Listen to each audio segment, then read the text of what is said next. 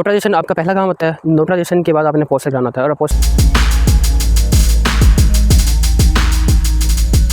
अस्सलाम वालेकुम, this is me doctor Abrar Nemat and you are watching my YouTube channel doctor Abrar नेमत।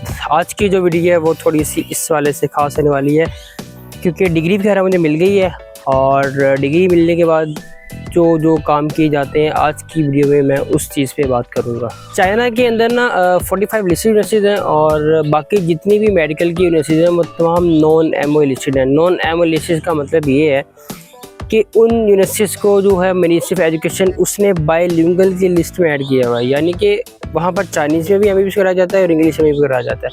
लेकिन जो 45 MOE लिस्टेड यूनिवर्सिटीज़ है वहाँ पर जो एमबीबीएस कराया जाता है वो सिर्फ इंग्लिश लैंग्वेज में कराया जाता है।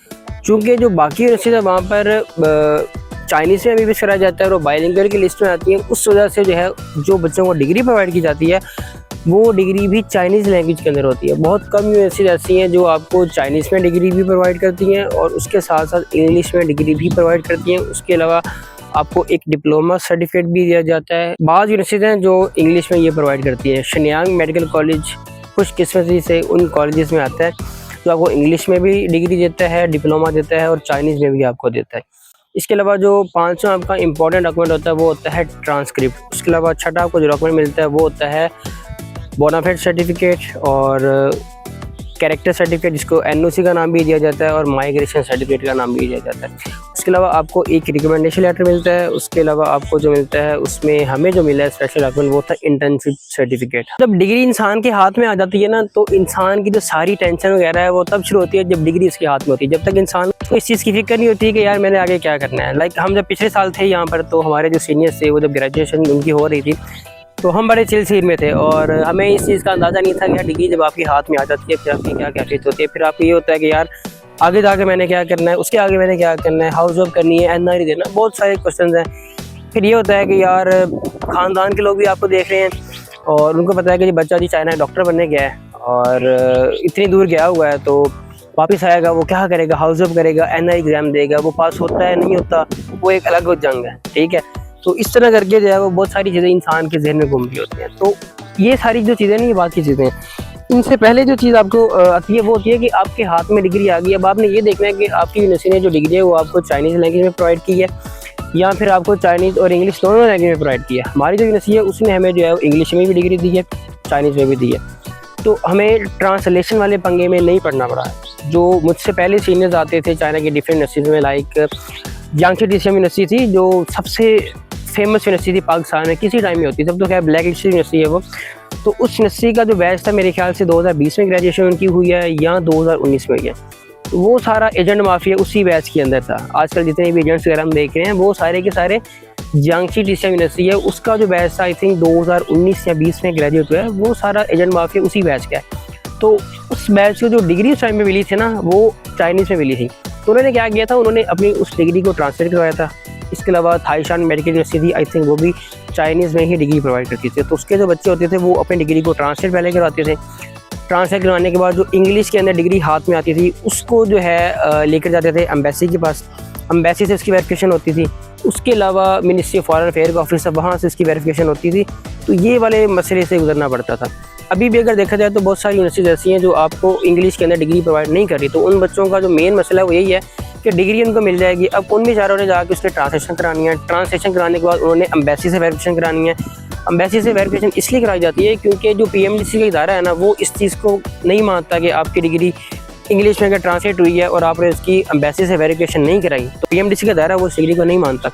ऐसा मैंने रिसेंटली अभी 1-2 बच्चों से सुना है। लेकिन तो खैर जो पहले वाले लोग थे ना वो ट्रांसलेशन के पंगे में पढ़ते थे। अब चूँकि ट्रांसलेशन के पंगे में नहीं पढ़ना पड़ता, हमें डायरेक्ट डिग्री हमारे हाथ में मिलती है। हमने क्या करना होता है, हमने अपनी उस डिग्री की सबसे पहले करवानी होती है नोटराइजेशन इंग्लिश में। उसमें 2 चीज़ें आ जाती हैं, एक नॉर्मल इंग्लिश होती है और एक होती है US फॉर्मेट। तो यहाँ पे डिपेंड करता है कि आपने कौन सा फॉर्मेट चूज़ करना है, आपने US वाला फॉर्मेट चूज़ करना है या फिर जो नॉर्मल इंग्लिश वाला फॉर्मेट है आपने वो चूज़ करना है। मैंने नॉर्मल इंग्लिश वाला चूज़ किया है। US वाला जो फॉर्मेट है उसका कोई खातिर खा फ़ायदा नहीं है क्योंकि US में अगर आपने जाना है तो आपको एपिक अटेस्टेशन चाहिए। ठीक है, वो एक डॉक्यूमेंट जो है वो आपका $130 का होता है, तो वो एक अलग सिस्टम है। इसलिए मैंने जो अपनी नोटराइजेशन कराई है वो सिंपल इंग्लिश फॉर्मेट में करवाई है। US वाला जो फॉर्मेट था वो मैंने चूज़ नहीं किया। दूसरा स्टेप आपके पास ये होता है कि नोटराइजेशन के बाद आपने अपनी डिग्री को अपॉस्टिल कराना होता है। हॉग कन्वेंशन के अंडर 127 कंट्रीज आते हैं, ठीक है। पाकिस्तान भी इनमें से एक है, चाइना भी इनमें से एक है, यूएसए भी इनमें से एक है, कनाडा भी है, न्यूजीलैंड भी है, उसके अलावा फ्रांस भी है, इटली भी है, मलेशिया भी है, इंडिया भी है, श्रीलंका भी है, बांग्लादेश भी है, और काफ़ी सारे कंट्रीज़ हैं जो कि हॉग कन्वेंशन के अंडर आते हैं। तो जब आप अपोस्टल की स्टम्प या अपोस्टल की अटेस्टेशन करवा लेते हो अपने नोटराइज डॉक्यूमेंट्स की, तो इसका मतलब ये होता है कि वो जो 127 कंट्रीज़ है ना जो हॉग कन्वेंशन की लिस्ट में आते हैं, आपकी डिग्री उन 127 कंट्रीज़ के अंदर एक्सेप्टेड है। पाकिस्तान उसमें आता है तो आपकी डिग्री उसके अंदर भी एक्सेप्टेड है। उसके बाद ये है कि आज से पहले जो डिग्री बच्चों को मिलती थी 2023 तक, क्योंकि ये हॉग कन्वेंशन का जो रूल पाकिस्तान के लिए चेंज है वो 2023 में चेंज हुआ है, चाइना के लिए चेंज है 2023 में चेंज हुआ। उससे पहले क्या सीन होता था, बच्चे अपनी से डिग्री लेते थे, उसको एम्बेसी लेके जाते थे, एम्बेसी उसकी वेरिफिकेशन करती थी, वेरिफिकेशन करने के बाद एम्बेसी जो है उसकी कंफर्मेशन करके फिर पीएमडीसी को भेजती थी मेल कि हाँ ये बच्चा है, इसकी कंफर्मेशन होगी, वेरिफिकेशन होगी, अब इसकी डिग्री एक्सेप्टेड है। अब वो सीन नहीं रहा। मैंने भी मैसेज से कॉन्टैक्ट किया तो उन्होंने कहा कि भाई अब वो पुराना रूल था वो ख़त्म हो गया, अब आपने सिर्फ अपनी नोटराइजेशन करानी है। नोटराइजेशन करवाने के बाद आपने अपने जो डॉक्यूमेंट्स हैं उनको अपोस्टल कराना है, अपोस्टल लाजमी करवाना है। बहुत सारे लोग हैं जो इस चीज़ का कन्फ्यूजन का शिकार हैं कि अपोस्टल कराएं कि ना कराएं, फ्री के पैसे ज़्यादा तो नहीं हो रहे। तो मेरा लोगों को ये जवाब है कि भाई जब आपने डिग्री पर 1 करोड़ लगाते हुए नहीं सोचा तो यहाँ पर 200-300 RMA लगाते हुए भाई क्यों सोचते हो। चाइना से आप पाकिस्तान चले जाओगे, पाकिस्तान से वापस आप चाइना नहीं आ सकते, बड़ा मुश्किल होता है। तो अगर आप चाइना में हो, आपकी जितनी भी वेरिफिकेशन होती है यहाँ से एक दफ़ा करवा के आओ, जितने पैसे लगते हैं भाई लगा लो, क्योंकि डिग्री पे 1 करोड़ लगा दिया है तो इस पर अगर 200-300 RMA लगते हैं तो कोई मसला नहीं होना चाहिए। नोटराइजेशन आपका पहला काम होता है। नोटराइजेशन के बाद आपने अपोस्टल कराना होता है, और अपोस्टल कराने के लिए जो सबसे पहली कंडीशन होती है वो ये होती है कि आपने अगर नोटराइजेशन करवाई होगी तो ही आपकी डिग्री को अपोस्टल किया जाएगा, अदरवाइज नहीं किया जाएगा। सेम ऐसे जैसे आपने पाकिस्तान के अंदर पंजाब से बहादुरपुर बोर्ड से करवानी थी अपनी वेरिफिकेशन, फिर आपकी IBCC से होती है, फिर उसके बाद आपकी मोफा से होती है। जब तक आप ये तीनों प्रोसीजर स्टेप वाइज नहीं करते हो तब तक आपकी मोफा वाले नहीं करते। सेम केस चाइना के अंदर है, आप नोटराइजेशन कराओगे तो ही अपोस्टल होगी। मैंने भी जब अटेस्टेशन, नोटराइजेशन, अपोस्टल की जब इन्फॉर्मेशन कलेक्ट करना शुरू की थी तो मेरे बहुत सारे लोगों से कॉन्टैक्ट हुआ, मेरे अपने कुछ सीनियर से कॉन्टैक्ट हुआ। उनमें से एक बंदा था, उसने कहा कि यार आपको नोटराइजेशन करवाने की ज़रूरत ही नहीं है, मतलब कि नोटराइजेशन करवाने की ज़रूरत ही नहीं है। अब बहुत सारे लोगों को इस चीज़ का नहीं पता गया नोटराइजेशन कौन सी है। नोटराइजेशन का मतलब ये है कि आपके जो डॉक्यूमेंट्स हैं वो चाइना के अंदर और चाइना के साथ साथ बाकी जितने भी कंट्रीज़ हैं, आफ्टर नोटराइजेशन आपके डॉक्यूमेंट्स उन तमाम कंट्रीज़ में लीगली एक्सेप्टेड हैं। जब आपके डॉक्यूमेंट्स की नोटराइजेशन ही नहीं हुई तो आपके डॉक्यूमेंट्स जो है वो लीगली एक्सेप्टेड ही नहीं है बाकी कंट्रीज़ के अंदर। तो जब आपके डॉक्यूमेंट लीगली एक्सेप्टेड ही नहीं है तो फिर डिग्री तो जस्ट पीस ऑफ पेपर है ना। बहुत सारे लोग ये कहते हैं कि यार PRMP तो मिल जाता है आपकी ये जो इंग्लिश की डिग्री है इस पर, तो नोटराइजेशन की क्या ज़रूरत है। अब मैं उस लेवल तक अभी नहीं गया कि मैं हाउस वर्क करूँ, फिर NRE दूँ, NRE पास हो, फिर परमानेंट लाइसेंस लूँ अपना RMP। तो मुझे नहीं आइडिया कि PMDC वाले NRE पास करने के बाद आपसे कौन कौन से डॉक्यूमेंट्स मांगते, मुझे इस चीज़ का नहीं आइडिया, तो मैं इस बारे में कुछ कह भी नहीं सकता। लेकिन नोटराइजेशन का मतलब ये है कि आपके जो डॉक्यूमेंट्स हैं वो लीगली तौर पर जो है एक्सेप्टेड है आपके अपने कंट्री के अंदर, तो आपको इस वजह से लाजमी करवानी चाहिए। और हॉग कन्वेंशन के अंदर जो कंट्रीज आते हैं, जब आप अपोस्टल करवा लेते हो ना तो इसका मतलब है कि अपोस्टल की स्टैम्प आपके डॉक्यूमेंट्स पे जब लगी, जैसे पाकिस्तान के अंदर HEC की स्टैम्प लगी हो ना आपके डॉक्यूमेंट्स पे, तो पता होता है कि हाँ यार ये डिग्री असल है और ये एक्सेप्टेड है। जब तक आपकी HEC की स्टैम्प नहीं लगी होती तो अगला बंदा डिग्री आपकी मानता ही नहीं है, चाहे पाकिस्तान की किसी भी यूनिवर्सिटी से उठा के ले आओ। तो पाकिस्तान के अंदर जैसे HEC का इदारा है उसके बगैर आपकी डिग्री एक्सेप्ट नहीं होती, इसी तरह चाइना के अंदर जो है वो आपको अपोस्टल लाजमी करवानी पड़ेगी, क्योंकि आप FMGs हो तो ये आपको SOPs फॉलो करने पड़ेंगे। अगर कोई बंदा आपको गाइड करता है कि यार नोटराइजेशन ना कराओ, आप इसका कोई फ़ायदा नहीं है, तो वही बंदे आपको इस बारे में बताएंगे जो आज से कुछ 3, 4, 5 साल पहले या 2 साल पहले ग्रेजुएट हो चुके हैं। अब हर साल रूल चेंज होते हैं। 2023 के दिसंबर में ये रूल चेंज हुआ था जब मैंने सारी इन्वेस्टिगेशन की, सर्च करेगी, तो मुझे पता लगा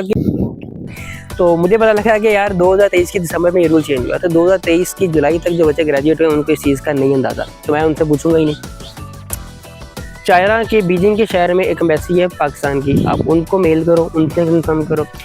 उसके अलावा जो भी आपको अगर कोई सोर्स मिल रहा है, लाइक PMDC मिलता है, मे बी PMDC को इस बारे में इतना ज़्यादा ना पता हो, एम्बेसी बेस्ट ऑप्शन है आपके लिए कंफर्मेशन करने के लिए। इसके अलावा वीडियो के एंड में मैं आपको ये बता दूं, जिन बच्चों को इंग्लिश में डिग्री नहीं मिली, मेरा आप लोगों का बरादराना मशवरा है कि उसकी एक सर्टिफाइड इदारे से जाके पहले ट्रांसलेशन करवाओ, उसके अलावा एम्बेसी से उसकी वेरिफिकेशन वगैरह सारी चीज़ें करा लो, ताकि फ्यूचर में आपको कोई मसला वगैरह पेश ना आए।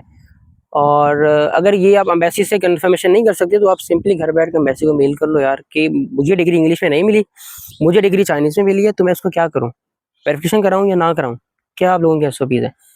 अगर वो बंदा ये सारी खेचल भी नहीं करना चाहता तो फिर मेरा जो आप लोगों का मशवरा वही है कि भाई अपनी डिग्री लो, उसकी नोटराइजेशन कराओ, नोटराइजेशन करवाने के बाद वो जो नोटराइज डॉक्यूमेंट्स होंगे ना वो भी पीएमडीसी में एक्सेप्टेड होते हैं। लेकिन इससे पहले कि आप लोग मेरी बात सुनो या किसी तीसरे बंदे की बात सुनो, आप सबसे पहले पीएमडीसी से रब्ता करो, उसके बाद आप एम्बेसी से रब्ता करो कि भाई हमें चाइनीज़ में डिग्री मिली है, डिप्लोमा मिला है, तो हम उसकी ट्रांसलेशन किस इदारे से कराएं, या सिर्फ उसकी नोटराइजेशन और अपोस्टल करा लें तो हमारे डॉक्यूमेंट्स एक्सेप्टेड हैं पाकिस्तान के अंदर।